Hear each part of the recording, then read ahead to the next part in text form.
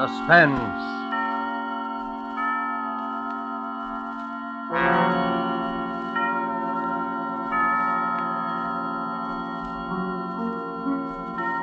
This is the Man in Black, here again to introduce Columbia's program, Suspense.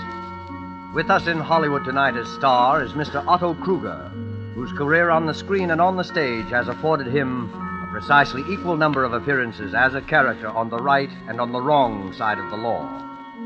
Whether the man Mr. Kruger portrays tonight is devil or saint, we shall leave for you to judge when the play is over. It is called After Dinner Story. The author is Cornell Woolrich, the radio adapter Robert L. Richards. And so, with the performance of Otto Kruger as Mr. Hardecker, who told this extraordinary after-dinner story, we again hope to keep you in suspense.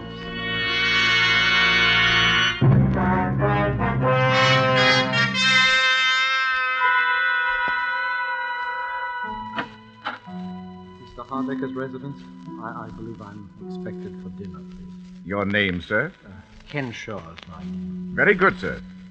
Mr. Hardecker? Mr. Kenshaw, sir. Number one. Good evening, Mr. Kenshaw. Is this where Mr. Hardecker lives? My name is Lambert.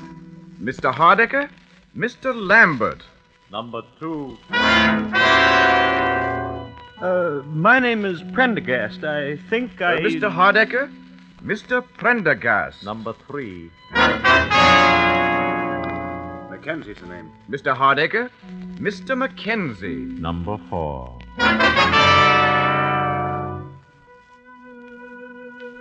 One, two, three, four. So you're all here, gentlemen? Yes.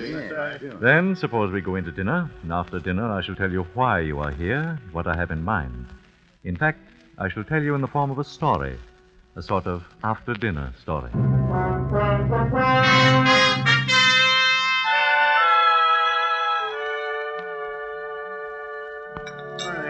All right. You see, that's a great cup of coffee. I enjoyed it.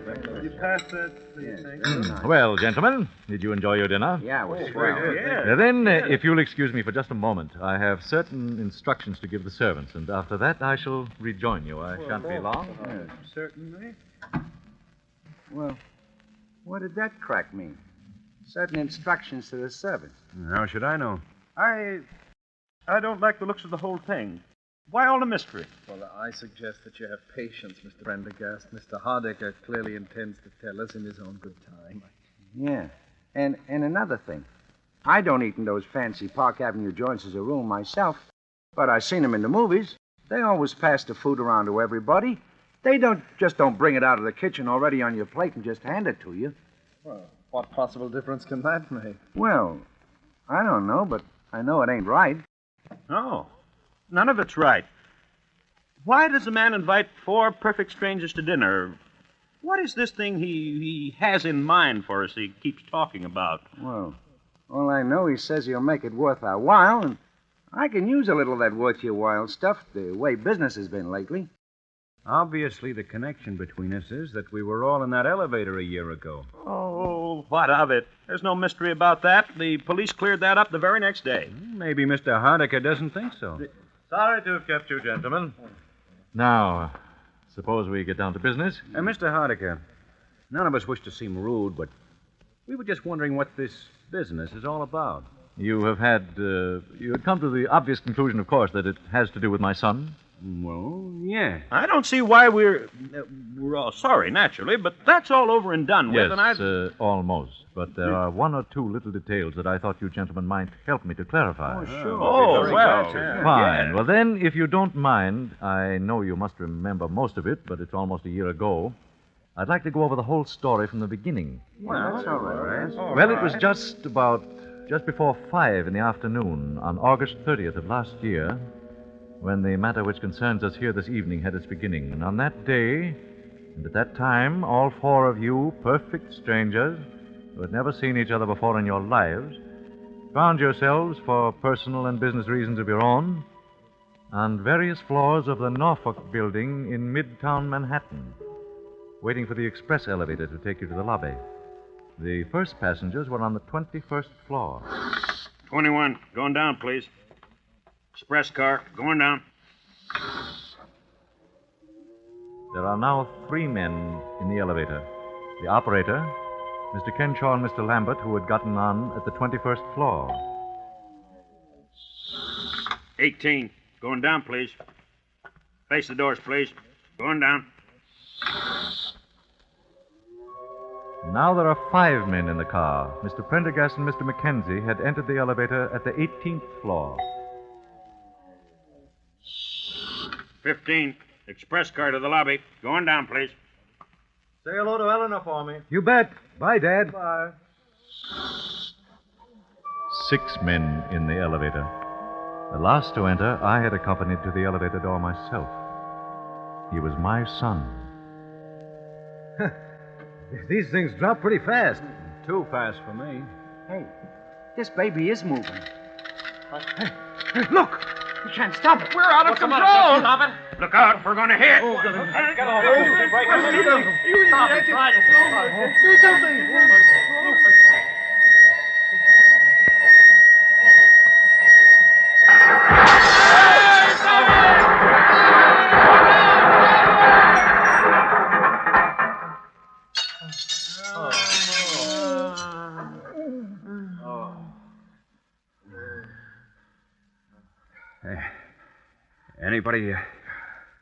Anybody got a match? I think my leg's broken. Get me out of here. I got a wife and kids. Somebody get me out of here. Get me out Shut of up here. a minute, can't you? You're not the only one with a wife and kids. Has anybody got a match? We've got to get this door open. Yeah. I don't have it. We're liable to suffocate in here. These things are practically airtight. Where's the operator? Operator, he's over here. I can feel the braid on his coat against my hand. Oh. Hey, what about it, Bud? You've got a match so I can see what I'm doing here? Hey, operator. He's dead. Dead? Why doesn't somebody come? What's the matter with him? Why did they come? Pipe down, will you? Pipe down. There. Yeah, I got it. Now we'll get a little air anyway. Oh, there's a light up there somewhere. Yeah. I can hear voices. There, you hear them? Help! Help! Say, there's no use yelling your head off. They know we're down here. Yeah. I wish my leg didn't hurt so bad. Oh, let's see.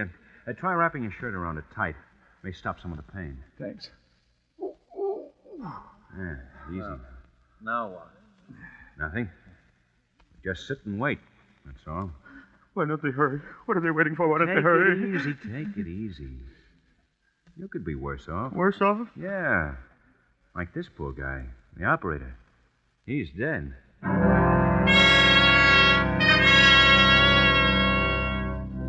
And so you waited. 6 men, 5 living, 1 dead. I know how it must have been for all of you, the minutes dragging by, there in the darkness, with nothing to do but wait. How's your leg? Better. How long do you suppose we've been down here? Well, it's hard to tell. Maybe they think we're all dead. Maybe they're just taking their time. Don't worry. They heard you hollering all But right. Gee, the poor guy.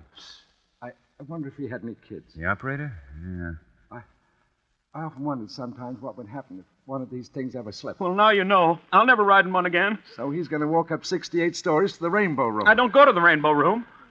Oh, I'm certainly glad my father didn't get on this car with me. He was going to, but he changed his mind. Wish I'd changed my mind.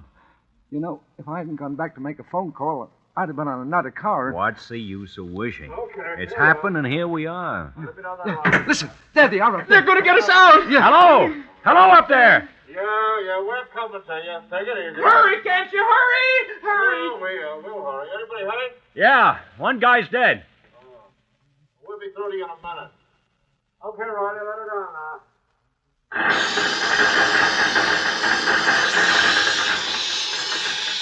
Look at that light up A there. settling torches. Yeah, they're gonna cut a hole in the roof. What a racket. Oh, I'm nearly deaf already. Listen, you guys. We're coming through, see? Watch out for sparks. Shut your eyes and stand back against the wall. Okay. I never knew those things made so much noise. It's because we're close in. What was that? I don't know. I thought I heard somebody holler. Yeah, so did I. Must have been one of those guys up above. Those sparks are enough to blind you. Well, don't look at them. They will blind you. One went right by in front of my face, right across the car. They couldn't have. They're dropping down. Did you see it? It was awful bright. Oh, just a reflection. Don't look at it. I guess they got it cut through. Phew, yeah. I couldn't have stood much more of that. They're pulling off the top. It won't be long now. All right. Stand clear down there. I'm going to jump down. Hey, cop. And no cop ever looked lovelier. All right. Pass them ropes down now. Okay, hold it. All right. Who's first now? Who's the worst hurt of you all? How about this fella? And that's the operator. He's dead. Hey, look. Those other two guys have both passed out. Yeah, shocking, yes. Officer, I've got to get out of here. I feel pretty bad. Hey, hold your horses. There's nothing wrong with you. But I... That man's got a broken leg there. Who's got a broken leg?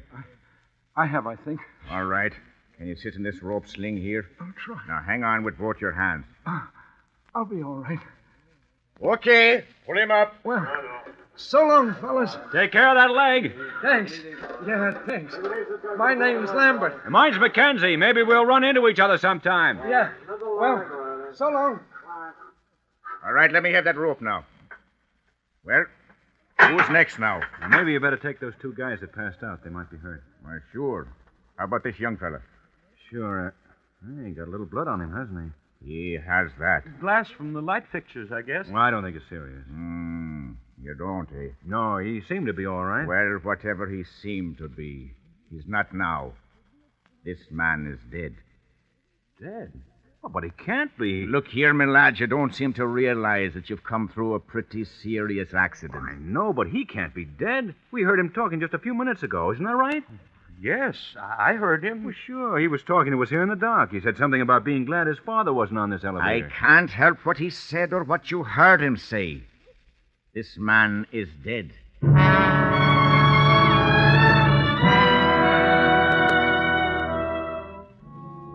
My son, who had survived the original accident without apparent injury, was dead. You gentlemen were more fortunate. You lived. 5 days later, you four met again. It was at police headquarters. About 2:30 on a Friday afternoon. The last to arrive was Mr. Lambert. In here, Mr. Lambert. Thanks. Hello there. Hi, fella. Hey, how's the leg? Pretty good. Mr. Lambert, That's right. I'm Chief Inspector McMahon. How'd do? You'll just take a seat there. Yes, sir. Well, we all here now? Mr. Kenshaw, Mr. Pendergast, Mr. McKenzie, That's Mr. me. Lambert. Yes, sir. Well, now, as I told each of you over the phone, I won't keep you very long.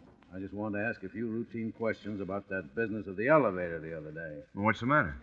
Something phony about it? Not for our money. It's an open and shut case. Suicide. Suicide? Yeah. You mean the operator wanted to bump himself off so he could... No, not the operator. He died of a fractured skull. It's young Hardiker we're interested in. His father's been raising a row, so we said we'd investigate, but... I still don't get Well, it. Wesley Hardiker was killed by a .32 caliber bullet through the heart. You mean he killed himself right in that car with all of us? What else? He wasn't shot when he walked in, and he was dead when we brought him out. Unless one of you killed him.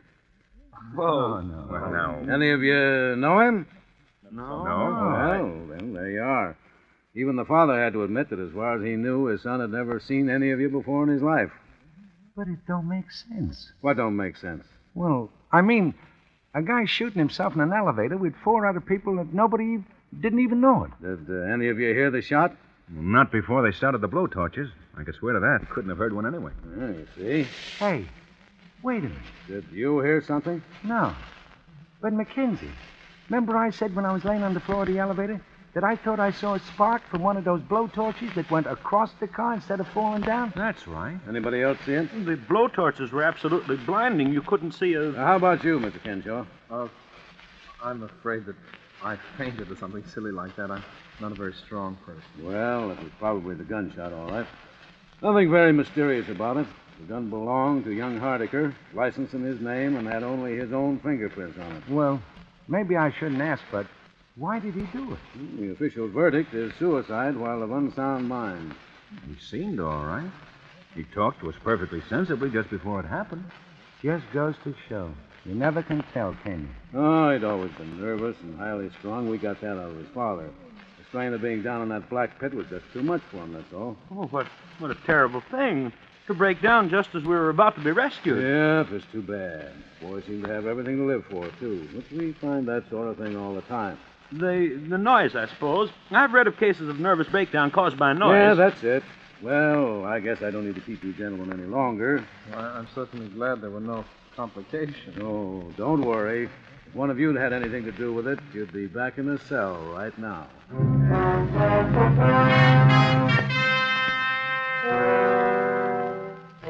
That was almost a year ago. Last week, each of you received a phone call from me. I can well understand and sympathize with the fact that you were somewhat astonished, perhaps a little suspicious of what you heard. I don't doubt that most of you debated at some length in your minds the advisability of accepting my invitation at all. You, for instance, Mr. Mackenzie, you are married, as I remember. I imagine that you talked quite seriously with your wife about the whole affair. I phoned your home, I believe, at about 8:30 last Monday evening. Yes? This is Mr. Mackenzie speaking. Well, I'm sorry, but I don't seem to place you. Oh, of course, Mr. Hardiker. Well, frankly, I don't see the point. You don't know me, and I don't know you. Yeah? Yeah, I see. Well, all right, Mr. Hardiker. I'll be there. That's a funny name. Who was it, dear? His name is Hardiker. The father of that boy who killed himself in the elevator last year. Oh? Well, what did he want? He wants me to come to dinner with him on Saturday at his home. Why, how lovely. He's a very important man, isn't he? Did he ask both of us? No. As a matter of fact, he's asking the four men who were in that elevator with his son when he died. What a strange idea. Seems sort of gruesome to me. Yeah, that's what I thought. Didn't he say anything? Oh, he said quite a lot. Well, what did he say? I was just thinking. Oh, now, please, Stephen, don't sit there and be so tantalizing. What did he say? Well, he said something about his son's estate. Seems his son had quite a lot of money in his own right. The old man said he didn't need it, and there weren't any other relations, and... Well, he sort of hinted that he thought it might be a good idea to split it up between the four men who were with his son in his last moments of life, as he put it. Why, Stephen, how wonderful. Why aren't you excited? How much is it? Do you suppose it's a lot of money? I don't know. Why, it might be several $1,000s. It might be several $100,000. Oh, Stephen, what's the matter with you? Well, just such a crazy thing to do, that's all. Don't see that makes any difference. If a man wants to do a nice, kind, generous thing. Look, honey, if it was generosity, he'd give it to charity. If it was a sort of memorial to his son, he'd set up a scholarship or build a hospital or something. Well... The old man was pretty broken up about it when it happened. I remember reading something about his being in a sanitarium for a while afterwards. And he never did believe the verdict of suicide. The police as much as told us that at the time. How do I know he doesn't think one of us killed the boy? Oh, that's absurd. All right. But anybody who's crazy enough to divide up a wad of dough between four perfect strangers is crazy enough to think a perfect stranger killed his son. Oh, why, that... Maybe he thinks we all did it. Maybe he's wacky and has some crazy idea about revenge and is going to use the dough as bait to get us all together. I hadn't thought of it like that. Perhaps you ought not to go. I already said I would. Why, anyway, maybe it's on the level. Stephen, do you still have that gun you used to have when you worked at the bank? Yeah, I have it there. I think you ought to take it with you Saturday night. Honey, I think you've got something there. I think that's a very good idea.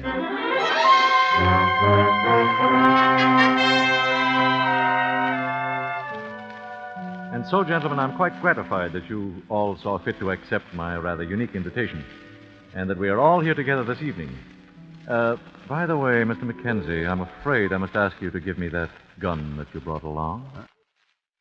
So that's it. And, Mr. Mackenzie, you will notice that one of my servants who is standing in the door directly behind you has got you covered, is the phrase, I believe. Okay. Thank you. How did you know? Why, the butler sort of patted all your pockets when you removed your coats, but aside from that, I've spent most of my waking hours during the past year looking into the backgrounds of all you gentlemen. So I was right about this setup after all. Now, look here, Mr. Hardecker. I came here tonight in perfectly good faith. I even canceled a very important business appointment. With Mr. Joseph Donahue of Celluloid Products. Yeah. All right, let's cut out the mystery. What's this all about? Yes, really, Mr. what's the Hardecker, I idea? do Now, wait a minute. One moment, gentlemen, one moment. But I didn't ask you up here under false pretenses. I fully intend to divide my son's estate precisely as I suggested over the phone.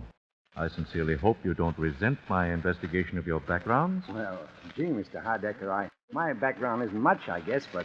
Perhaps we all owe you an apology, Mr. Hardaker, but you must admit the whole thing's been a little strange. It has indeed been very strange. I think, however, that phase of the matter is about over. Now, before we get down to business, there is one detail that I'd like you to help clear me up. Sure, we'll be glad.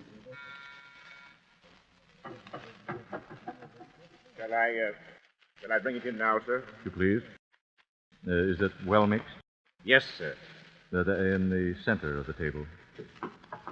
Thank you, Johnson. Now, please see that we are not disturbed on any account whatsoever. Yes, sir. Say, that looks good.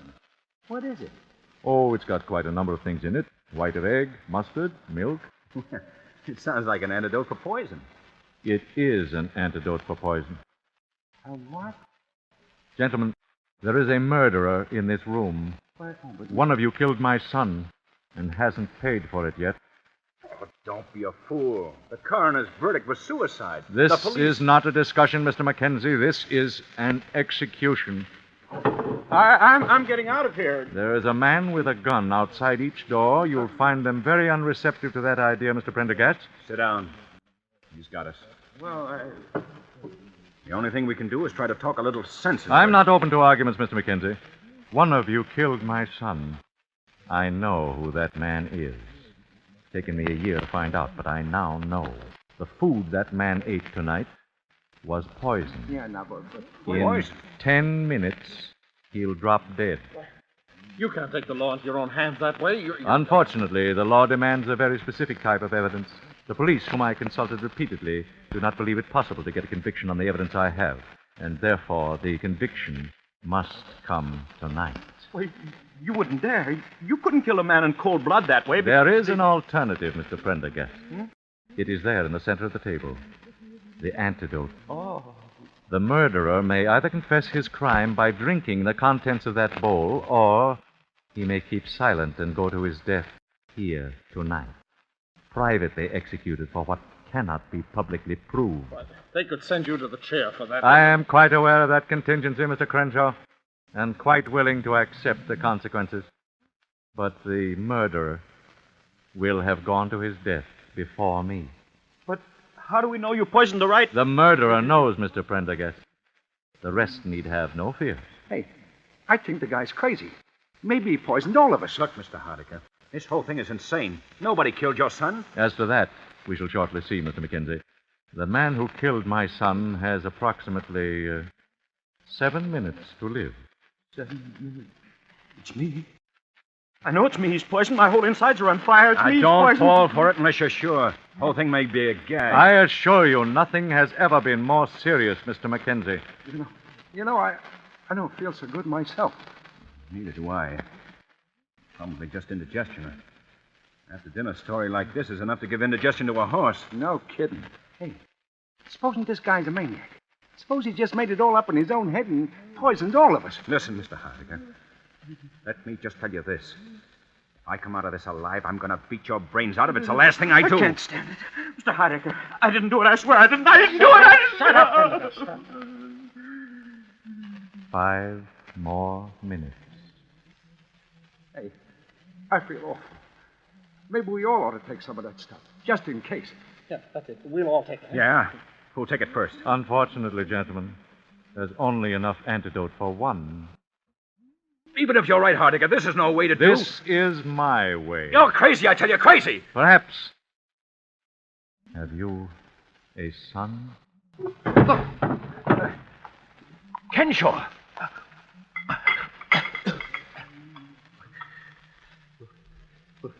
Will it save me? Well, gentlemen, now you know. All right. All right, what do I care? I killed him. And I do it again. I hated him all my life. In school, in college, he never even knew that I existed. He was too good for someone like me. And he had everything. Money, everything. And he married the girl that I loved. She didn't know how I felt. I never told her. And then she died. Pneumonia, they said. She wouldn't have died if she hadn't married him. So I killed him. I saw him get into the elevator. And then it fell. It fell. It was as though God had delivered it into my hand. It came to me there in the dark. I choked him. I choked him, and then he got out his gun, and I put my hand over his, and I turned it against him and fired. But I'm glad. I'm glad. Look! Help him, somebody. Help him. Here. Hold up his head. Yeah. Never mind. He's dead. It didn't work in time. You killed him, Hardiker. No, I didn't. I tell you, he's dead. Yes, I know. But what he drank was not the antidote. It was the poison. Poison? You see, I didn't exactly know which of you killed my son. I only knew that one of you must have. And so Robert Kenshaw convicted himself in front of all of you and was his own executioner. But then, he was never poisoned at all until... Until he drank the contents of that bowl. Gee. I shall divide the estate, gentlemen, as I promised. Meanwhile, you may call the police if you like. Let the law and divine providence decide whether this man died by my hand or by the guilt that lay upon his own soul.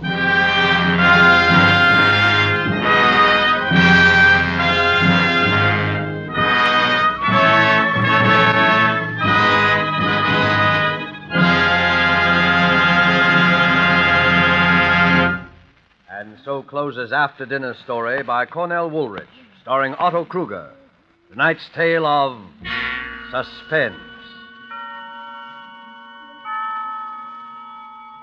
This is the Man in Black, who conveys to you Columbia's invitation to spend this half hour in suspense with us again next week, same time, when our star will be Gene Lockhart in the suspense play called Statement of Employee Henry Wilson. The producer of Suspense is William Spear, who tonight also directed the broadcast, and who with Lud Gluskin and Lucian Morawick, conductor and composer, and Robert L. Richards, the radio author, collaborated on tonight's Suspense.